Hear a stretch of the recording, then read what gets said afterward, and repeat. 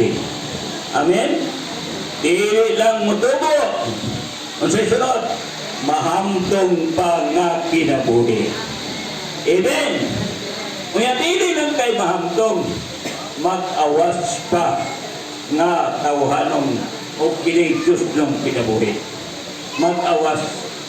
Busa ganyan buntag, ang gikwa dito, gihimong dahil mo itong biography, ang kinabuhi ni Jacob.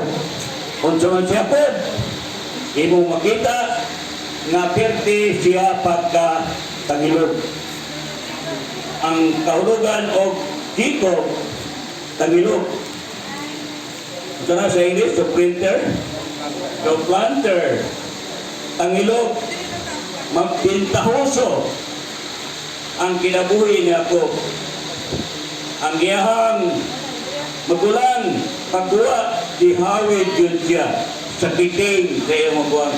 Kay gusto siya na siya'y muna o buwa.